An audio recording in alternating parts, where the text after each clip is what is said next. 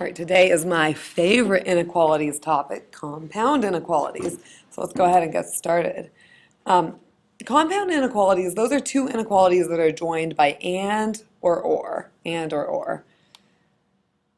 So if I say something like this, x is greater than a and x is less than b, we can rewrite that using this kind of cool little method here. In compound inequality form, a is less than x, which is less than b. That's kind of a way you can say that in a fancy manner. So all that means is x is greater than a and x is less than b. Both of those things are true. Just humor me for a second because if I ask you, okay, you're sitting there, touch your nose if you are wearing jeans and you have sandals on. Okay, so hopefully you only touched your nose if both of those things were true about you. If I say, touch your nose if you're wearing jeans or you have sandals on, you are allowed to touch your nose if either one of those things are true. Okay, so that's going to be important. That and means they both have to be true, or means only one of the two has to be true.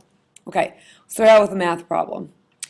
Your job is to write a compound inequality that represents each situation and then graph these solutions on a number line. So the first situation, all real numbers that are at least -1 and at most 3. So if you're originally thinking about this, you can say, well, x has to be at least -1, -1 count, so it could be x is greater than or equal to -1, and at most 3, so x cannot be more than 3, it's less than or equal to 3.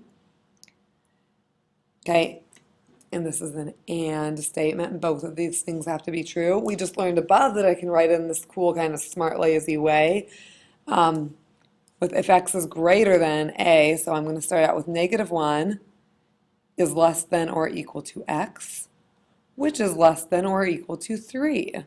Okay, it means the same thing, x is greater than or equal to -1 and less than or equal to 3. If I graph that on my number line, here's my lovely, neat number line. I've got 0, I've got -1, I've got 3. Okay, some of you will not have any trouble with this. Some of you are going to have to think about it in all the different regions. So I'm going to ask you to check -1 first and 3 first. So -1 is -1 greater than or equal to -1? Yes, it is. So I'm going to put a closed dot on -1. And then 3 is 3 less than or equal to 3? Yes, it is. So I'm going to put a closed dot on 3. If you kind of like look at this now as 3 separate regions, like here's region 1, everything less than -1, region 2, what's in between them, and region 3, what's to the right, and you're trying to see what part you should shade, well, it's everything that is bigger than or equal to -1. So we can't have some stuff on the left, okay? So, but it also has to be less than or equal to 3, so we can't have things to the right of 3. So I hope you can notice it's just everything right here in the middle of -1 and 3 that you would shade. Okay. There's other techniques for how to figure that out if it's not intuitive for you. Okay, so this one. Today's temperature will be above 30, but not as high as 70 degrees. Okay, so you try this one on your own. Try to graph it, try to write a compound inequality, and see if you can get it right. Okay, but I'm going to try this too. So it will be above 30, so 30 doesn't count. X, I'm going to call that the temperature, today's temperature. It's going to have to be greater than 30. It's not going to be as high as 70, so it's not even going to be 70. This is less than 70. Okay, looks like I'm going to write that in my nice form because and both of these things are going to be true. So 30 is less than x, which is less than 70. On my number line, I've got my 30. Here's 0 over here. Got my 70. If I think about them both, 30 is going to get an open dot because 30 is not greater than 30. Okay, 70 is going to get an open dot as well because 70 is not less than 70. And if I check what's true, once again, I'm going to find that the part that's true for both happens to be this middle area. Those are the only numbers that are greater than 30 and also less than 70. Okay. All right, so sometimes we're asked to solve a compound inequality. So fancy situations. One way to do it is to break it up into two separate inequalities. So if I ask you to solve something like this, 5 is greater than or equal to 5 minus f, which is greater than or equal to 2, and graph your solution. If I was going to look at something like this, I could break it up into two parts, and I could say, well, 5 is greater than 5 minus f, and I also know that 5 minus f is greater than 2. I can solve this just like we would solve a normal inequality by trying to get f alone. So I'm working here on the left, I'm going to have 0 is greater than negative f. But to get f alone, remember I divide by negative 1. Oh no, I divided both sides by a negative. What do I need to do? Flip my inequality symbol. Okay, so it's greater than, now it's less than. So 0 is less than f. Try this side. So subtract 5 from both sides. Negative f is greater than negative 3. Again, divide both sides by negative 1. Okay. Oh no, I've got to flip my symbol. F is less than positive 3. So what it looks like here, I have 0 is less than f and f is less than 3. I might want to write my answer just back in that lovely form. 0 is less than f, which is less than 3. And if I graph my solution, okay, this is kind of nice. I've already got 0 there, 3. Well, 0 is not less than 0, so that's going to be open dot. 3 is not less than 3, open dot. The part that's greater than 0 and less than 3, that's in between them. Again, it's not always going to work out just quite so nicely. If I check a number, just because I've never seen something like this before, and I'm just going to try like a number that is in that area, 1. So I'm going to say, is 5 greater than or equal to 5 minus 1, which is greater than or equal to 2? Well, 5 minus 1 is 4, so it's true. 5 is greater than 4, but 4 is greater than 2. So it checks out, and everything's lovely, and I'm happy. Okay, this is the tough problem for a lot of people. Okay, your test grades in science so far are 83 and 87. What possible grades can you make on your next test to have an average between 85 and 90 inclusive? And we're pretending that every test is out of 100 and they all count equally to your grade. So you're trying to get an average. So another word for average is the mean, and to find a mean, you're going to add all your numbers up. So what I want you to do is 83 plus 87 plus x, and you have to divide by how many there are. And I used x because I don't know what my third score is going to be on my next test, so I'm just going to call it x. That's what I'm trying to figure out. And I have 3 test scores now after I took that test, so if I divide this by 3, I'm going to get my average. This tends to be a hard concept for people, so just try to follow along with me. I'm adding up all my test scores, including the x, the unknown. I'm dividing by 3 because in this case there were 3 test scores. I want to get between 85 and 90. Inclusive means both boundary points count, so I could get exactly 90 or exactly 85. So basically I'm wanting the score to be less than or equal to 90, and I also want it to be greater than or equal to 85. Okay, I'm going to show you the other way that I usually solve compound inequalities, which is just by not breaking them up into the 2 separate ones, but just doing the same thing to all 3 sides, I guess you could say, in this form. So I'm trying to get x by itself. I'm going to add up 83 and 87, and I'm just going to change that to 170 right here so I don't run out of room. So I have 170 plus x divided by 3 has to be greater than or equal to 85 and less than or equal to 90. I want to undo that dividing by 3. So what I'm going to do is I'm going to multiply both sides, or really in this case all 3 sides, by 3. Why I would like to do that is because then these 3's cancel out. Okay, so then I have something that looks a lot, I don't know, if it kind of still looks pretty messy for me right now, but 3 times 85, that's 255, is less than or equal to 170 plus x, which is less than or equal to 270. Okay, and then I'm going to get x alone, so I still have this adding 170 with it. I'm going to subtract it from both sides, or all 3 sides, as I've been saying. Okay, so it looks like we're just going to look at each part separately.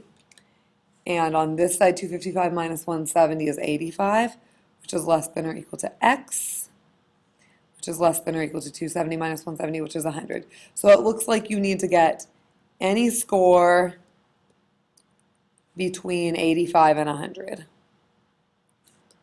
Inclusive, because 180 both count. Okay, you can say exclusive if you don't, if you just want them to be literally between without counting the endpoints, or if you just say between and not the word inclusive, we usually don't count the two endpoints. Okay, it's a tough problem.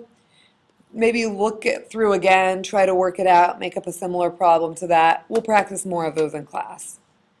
Okay, so this time I'm going to have you write an inequality to represent the situation and then graph it. Okay, so this time it says all real numbers that are less than 0 or greater than 3. So remember the touch your nose problem? This time it only has to be true for one case or the other. So I'm going to call it x again. X has to be less than 0 or x is greater than 3. And we don't have a fancy way to write this inequality. We just use the word or. Or it means only one of them has to be true. So if I have 0 here and I have 3, and I check them each, so if I look x is less than 0, well that's everything over here. Those would count because I only have to be true for one of them. Or x is greater than 3, well that's everything to the right of 3. I only have to be true for one of them. Is 0 less than 0? No. Is 0 greater than 3? No, so it's an open dot. Okay, because remember it only has to be true for one of them again. Is 3 less than 0? No. How about greater than 3? No, so it also gets an open dot. Okay? All right, a little tricky one here. I like this problem. Discounted tickets are available to children under 7 years old or to adults 65 and older. Okay, so I'm going to call again like age. I'll make it A this time. More creative. Okay, so A, under 7, so not 7. A is less than 7. Or 65 or older, so 65 counts this time. All right, so I'm going here on my number line. I've got 7. I've got 65. I'm going to throw 0 on there. Not drawn to scale. Okay, so less than 7. So to the left of 7. Oh, but I know something is kind of funky here. I don't want to go past 0 because we're not going to have a negative age. So I'm going to stop right there at 0. 65 or older, I'm going to check to the right of 65, and then I'm going to check each point. 7 is not true for any of them. 65, it is true for A is greater than or equal to 65, so it gets a closed dot. And then 0, you want to have someone exactly 0, so I'm going to give that an open dot too. All right. Try this one on your own and see if you've got it. I'm going to actually work it out and then come back. Okay, so you can see I sped right along and I solved both of those inequalities, and I got x is less than negative 3, or I have x is greater than or equal to 1. So I'm going to check it out, and I want everything that's either less than negative 3 or greater than or equal to 1. So negative 3 is here, 1's here, less than negative 3 over to my left, greater than or equal to 1 over to my right. 1 itself counts, closed dot. Negative 3 itself does not make either of those true, so open dot. Okay. All right, so just a note, inequalities with the word or are always written with the word or. If an inequality is combined, like 5 is less than A is less than 7, it always means and. So make sure you know that. Keep it in mind. Okay, I have my favorite things, the compound inequalities challenges. I want you to try those on your own. I am going to work some of them out, but I don't have a lot of time, so we'll see if I got to do some of these in class. Okay, so x is greater than 5 and x is greater than or equal to 3. So remember, and it has to be true for both of these. I'm just going to put 3 and 5 on for now. So if I'm checking these regions, I like to look at all 3 separate. If I look to the left of 3, that doesn't make either of those true. If I look to the middle between 3 and 5, x is not greater than 5 if I pick something in between there. So it doesn't work because it doesn't make both of those true.